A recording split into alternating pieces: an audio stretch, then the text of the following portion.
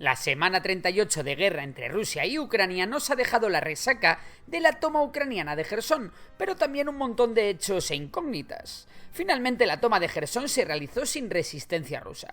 Una vez más, los rusos han demostrado tener la capacidad de retirarse de forma organizada, sin dejar atrás mucho material y sin conceder grandes cantidades de prisioneros. Y una vez más, Ucrania se ha mostrado incapaz de hostigar la retirada rusa, a pesar de tenerla a tiro de artillería. Todo esto hace pensar que quizás la retirada rusa y la posterior toma ucraniana de Jersón se pactase en negociaciones secretas, algo que es posible que nunca lleguemos a saber. A las imágenes de soldados ucranianos siendo recibidos como héroes y reencontrándose algunos con familiares que habían quedado en zona rusa, le han sucedido las noticias de que los ucranianos ya están hostigando con artillería la otra ribera del río.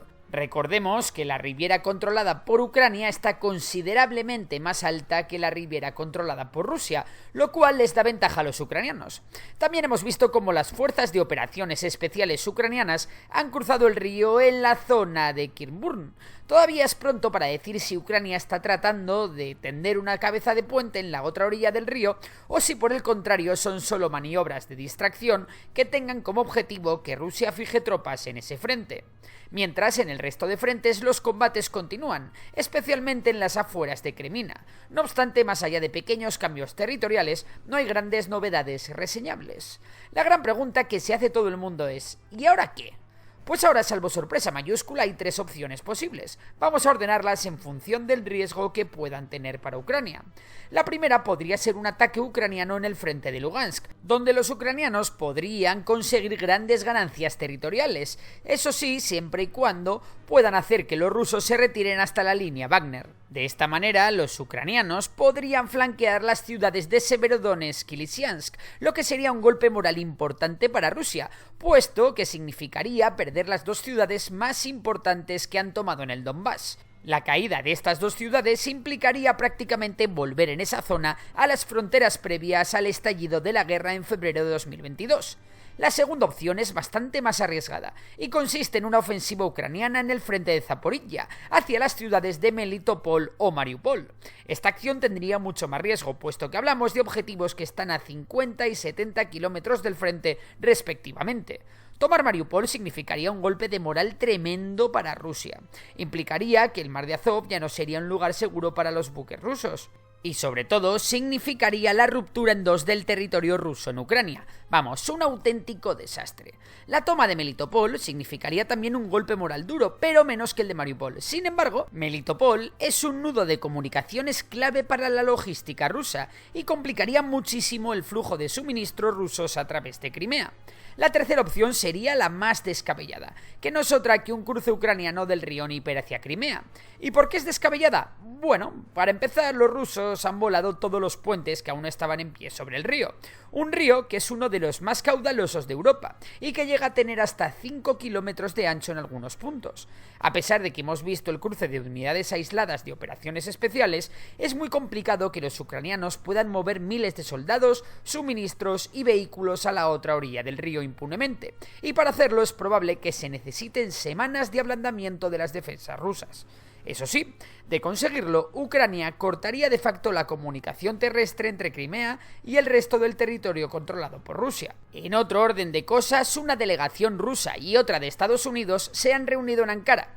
Esto coincide con las aparentes presiones que el gobierno ucraniano está recibiendo por parte de Estados Unidos para que Ucrania rebaje sus pretensiones y acepte negociar una paz con Rusia. Sin embargo, Kiev, que ve como ya ha recuperado más del 50% del territorio perdido en los primeros días de la guerra, no quiere ni oír hablar de negociaciones si esto no implica una salida del ejército ruso de todo el territorio ucraniano. De hecho, y a pesar de las presiones recibidas, Biden ha vuelto a sentenciar que no habrá paz hasta que los rusos se vayan de Ucrania. Así que bueno, una de cal y otra de arena por parte de Estados Unidos hacia Ucrania. También se han reunido China y Estados Unidos para rebajar tensiones y evitar que su rivalidad se convierta en algo más serio. Punto positivo para las dos grandes potencias. La otra gran noticia de la semana ha sido la nueva oleada de bombardeos rusos contra infraestructuras estratégicas de Ucrania. Durante esta se ha producido la explosión de un artefacto que se ha estrellado en Polonia, matando a 2 civiles polacos. En un principio, Polonia dijo que el artefacto era ruso, aunque las investigaciones posteriores finalmente han sentenciado que este era un misil antiaéreo ucraniano. Sea como sea, esto da un poco igual, porque si quieren jarana, los polacos siempre hubieran podido decir que al final todo es igualmente consecuencia de un bombardeo ruso que requirió del lanzamiento de un misil antiaéreo ucraniano. El miedo que ha tenido todo el mundo es que Polonia pudiese invocar el artículo 4 de la OTAN, que dice que la integridad territorial, la independencia política o la seguridad de cualquiera de las partes fuese amenazada, se podría convocar a consultas al resto de los miembros de la organización para considerar si ésta debe actuar. No obstante, Polonia ya ha confirmado que no va a activar este mecanismo. Además, este proceso suele llevar tiempo y aunque se convocase la consulta y finalmente la OTAN decidiese intervenir, es decisión de cada país la forma en la que hacerlo, bien sea con apoyo económico, diplomático, armamentístico o militar. Sea como sea, es muy pero que muy improbable que un accidente derive en algo mucho más grave, por lo que tranquilidad, que la Tercera Guerra Mundial no va a estallar. Y esto ha sido todo por esta semana, que no ha estado nada mal. Si te ha gustado el vídeo ya sabes que puedes suscribirte al canal, darle a like y si te gusta la economía seguir a Memorias de Tiburón, mi otro canal. Por lo demás, un saludo y hasta la próxima.